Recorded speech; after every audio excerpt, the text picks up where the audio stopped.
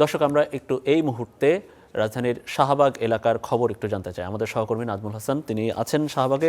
নাজমুল, একটু জানতে চাই আপনার কাছে, প্রথম দফা নবম পে স্কেল নিয়ে সরকারি কর্মচারীদের সাথে পুলিশের দফায় দফায় সংঘর্ষ হলো, পরে ইনকিলাব মঞ্চের কর্মীদের নেতাকর্মীদের সাথে সংঘর্ষ হলো, আহত হলো অনেক, পুলিশের আহত হলো। তো এখন আসলে শাহবাগ এলাকার ও এলাকার কি অবস্থা? এখনো আমরা দেখছি আসলে বুলেট প্রুফ জ্যাকেট পরে আছেন, এখনো কি থমথমে?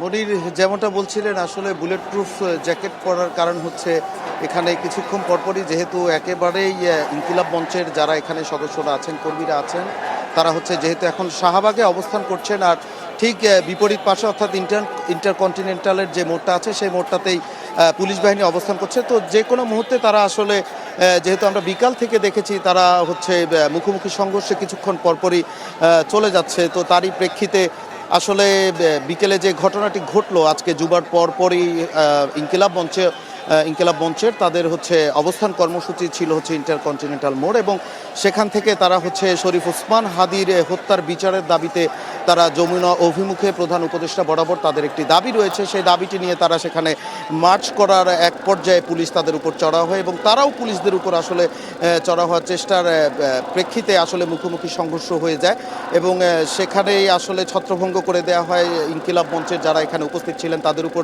এবং আমরা সবশেষ যে তথ্যটি বিভিন্ন মাধ্যমে জানতে পেরেছি, ইনকিলাব মঞ্চের সদস্য সচিব আবদুল্লাহ জাবের সহ বেশ কয়েকজন, আমরা শেষ খবর পাওয়া পর্যন্ত জেনেছি যে 23 জনের মতো আহত হয়েছেন এবং কিছু পুলিশ সদস্য আমরা জানতে পেরেছি তারাও আহত হয়েছেন, যেহেতু এখানে একটি বিকেলের দিকে পরিস্থিতিটা একেবারেই রণক্ষেত্র পরিস্থিতি সৃষ্টি হয়েছিল। তার পরবর্তীতে আসলে ইনকিলাব মঞ্চের যেসব সদস্যরা আছেন তারা আবারও একত্রিত হয়ে এখন তারা শাহবাগের যে মোড়টি আছে সেই মোড়ে তারা অবস্থান করছেন এবং এখান থেকেই তারা বিভিন্ন স্লোগান দিচ্ছেন, তুমি কে আমি কে হাদি, অর্থাৎ হাদি হত্যার এতদিন হয়ে গেল এখন পর্যন্ত তারা আসলে কোনো বিচারের সুনির্দিষ্ট কোনো সরকারের পক্ষ থেকে বার্তা না পেয়ে তারা আবারও মাঠে নেমেছেন। তারা বলছেন তারই পরিপ্রেক্ষিতে তারা হচ্ছে যেমনটা বলছিলাম প্রধান উপদেষ্টা বরাবর তাদের একটি দাবি রয়েছে যে জাতিসংঘের অধীনে শরীফ ওসমান হাদির যে বিচার সেই বিচারটি করতে হবে এবং তারা তারই পরিপ্রেক্ষিতে পরবর্তীতে যেহেতু আজকে তাদের সদস্য সচিবের উপর হামলা হয়েছে, বেশ কয়েকজন গুরুতর আহত রয়েছে,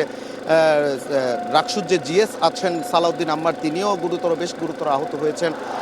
এর পরবর্তীতে তারা আবারও একত্রিত হয়ে এখন শাহবাগ মোড়ে অবস্থান করছেন এবং এখান থেকেই হয়তো এই অবস্থান থেকেই তারা হয়তো পরবর্তী ইনকিলাব মঞ্চ থেকে তারা তাদের পরবর্তী কর্মসূচি ঘোষণা করবেন। এবং ঠিক সড়কের কথা যদি একটু আপনাকে জানাতে চাই, যেহেতু শাহবাগ মোড় এখন অবস্থান করছে তারা রাজধানীর একটি গুরুত্বপূর্ণ সড়ক, এই সড়কের একেবারে ঠিক মাঝে অবস্থান করার কারণে তীব্র যানজটের কিন্তু কিছুটা সৃষ্টি হয়েছে, যেহেতু এই সড়কটি অনেকেই ব্যবহার করেন, চতুর্মুখী রাস্তা রয়েছে। আর এই সড়ক থেকে একেবারে সামনের দিকে এখনও পুলিশ বাহিনী সহ বর্ডার গার্ড বাংলাদেশ বিজিবির সদস্যরাও মুখোমুখি অবস্থানে আছেন। তারা আসলে যথাসম্ভব চেষ্টা করে যাচ্ছেন। যেহেতু আপনাকে একটু জানাতে চাই যে যমুনা অভিমুখে অথবা যমুনার আশেপাশে এরিয়ায় গতকাল থেকেই আসলে ঘোষণা দেওয়া হয়েছিল যে এখানে গণজমায়েত অথবা যে কোনো ধরনের সভা সমাবেশ নিষিদ্ধ করা হয়েছে। তারই পরিপ্রেক্ষিতে আসলে সেখানে তারা আজ যখন মার্চ করতে গিয়েছিলেন অর্থাৎ যমুনা অভিমুখে, তারা প্রধান উপদেষ্টা বরাবর তাদের যে দাবি সেই দাবিটি উপস্থাপন করার জন্য তারা যখন ইন্টারকন্টিনেন্টাল মোড়ের সামনে থেকে তারা সামনের দিকে মার্চ করা শুরু করে তখনই আসলে পুলিশ তাদের উপর চড়া হয়েছে। তো শাহবাগ থেকে ইনকিলাব মঞ্চের শরীফ ওসমান হাদির বিচার নিয়ে আমার কাছে এখন পর্যন্ত এতটুকুই ছিল সবশেষ তথ্য। অনেক অনেক অনেক ধন্যবাদ আপনাকে নাজমুল। আপনি সাবধানে থাকবেন নিশ্চয়ই। সেখানে উত্তেজনকর পরিস্থিতি এখনও চলছে, শাহবাগ বন্ধ আছে, অবরোধ করে রেখেছেন ইনকিলাব মঞ্চের নেতাকর্মীরা, আপনারা দেখছিলেন দর্শক।